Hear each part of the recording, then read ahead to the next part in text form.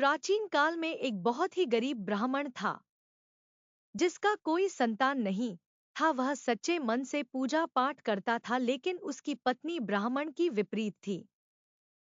उसकी पत्नी वह ना स्नान करती ना किसी देवता की पूजा करती। वह सुबह सबसे पहले उठती और भोजन करते बाद में कोई अन्य काम करती थी। ब्राह्मण देवता बहुत दुखी रहते थे, पत्नी को बहुत समझाते लेकिन कोई परिणाम न निकलता। भगवान की कृपा से ब्राह्मण की पत्नी को एक पुत्री हुई। ब्राह्मण की पुत्री ब्राह्मण के जैसे ही थी।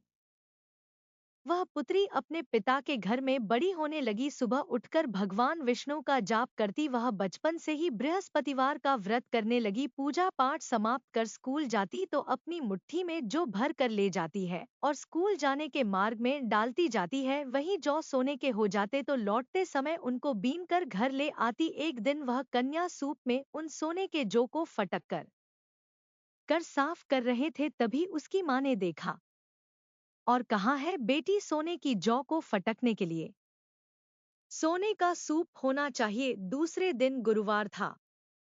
उसकी पुत्री ने व्रत रखा और बृहस्पति देव से प्रार्थना करके कहा है, प्रभु यदि मैंने सच्चे मन से आपकी पूजा की है तो मुझे सोने का सूप दे दो। बृहस्पति देव ने उसकी प्रार्थना स्वीकार कर ली। हमेशा की तरह ब्राह्मण पुत्री ने स्कूल जाते समय रास्ते में जौ को फैलाते चली गई। स्कूल से लड़ते समय जब आ रही थी तो उसे रास्ते में सोने का सूप मिला। उससे वह घर ले आई और उसमें जो साफ करने लगे, लेकिन उसकी माँ का वही ढंग रहा। एक दिन ब्राह्मण पुत्री सोने के सूप में जौ साफ कर रही थी। उस समय उस नगर का राजकुमार वहां से गुजर रहा था। इस कन्या का रूप और सोने के सूप में जौ को साफ करते देखकर वह उस ब्राह्मण पुत्री पर मोहित हो गया। राजकुमार राजमहल आकर वह भोजन तथा जल त्याग कर उदास होकर लेट गया।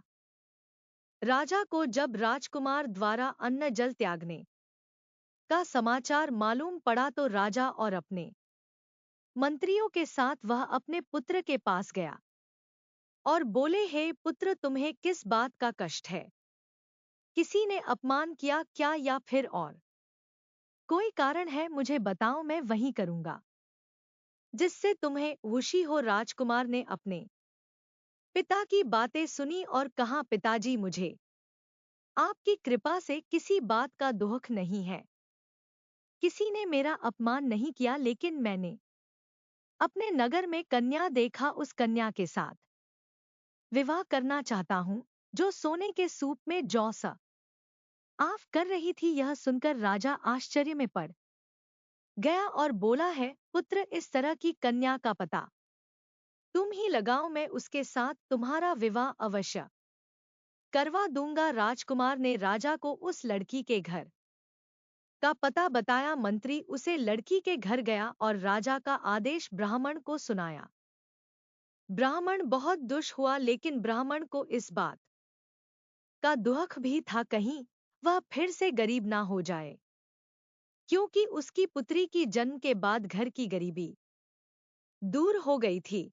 लेकिन पुत्री की खुशहाल जिंदगी के लिए तैयार हो गया। कुछ ही दिन बाद ब्राह्मण की पुत्री का विवाह राजकुमार के साथ संपन्न हो गया। पुत्री के घर से जाते ही इस ब्राह्मण देवता के घर में पहले की तरह गरीबी का निवास हो गया। अब भोजन के लिए भी अन्न बड़ी मुश्किल से मिलता था। एक दिन दुखी होकर ब्राह्मण अपनी पुत्री से मिलने गया। पुत्री ने पिता की दुख की अवस्था को देखा और अपनी माँ का समाचार पूछा। ब्राह्मण ने सभी हाल बताया। इसे सुनकर ब्राह्मण की पुत्री को बहुत दुख हुआ और उसने बहुत से धन देकर अपने पिता को विदा कर दिया। इस तरह ब्राह्मण का कुछ समय के लिए खुशहाली में कटा, लेकिन कुछ दिन बाद फिर उसका हाल वही हो गया।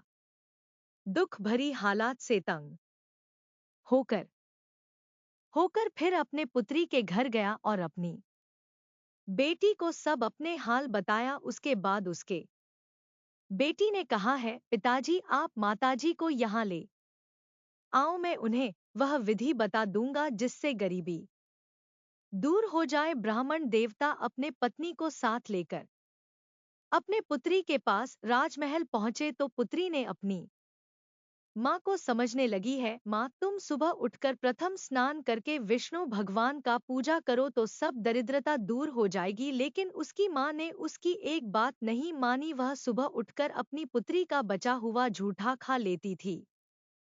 एक दिन उसकी पुत्री को बहुत गुस्सा आया, उसने एक रात को उसने सारा सामान निकाल दिया और कमरे में अपनी माँ को बंद कर दिया। सुबह उसमें से उसे निकाला और स्नान कराकर पूजा पाठ करवाया तो उसकी माँ की बुद्धि ठीक हो गई। इसके बाद वह रोज नियम से पूजा पाठ करने लगी, प्रत्येक बृहस्पतिवार को व्रत रखने लगी। इस व्रत के प्रभाव से उसकी माँ भी बहुत शीघ्र धनवान हो गई और बृहस्पति देवता के